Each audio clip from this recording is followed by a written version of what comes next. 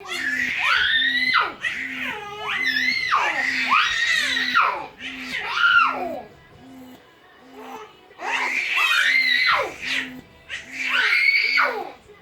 กุนยันน้องแล้วเจ็บคอจะพาเราห้องแห้งหลาย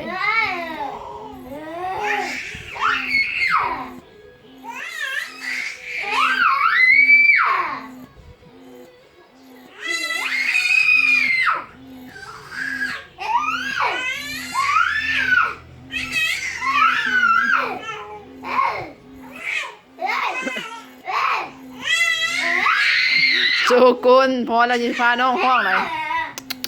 เฮ็ดน้ำน้องคอยน้องคอยลูก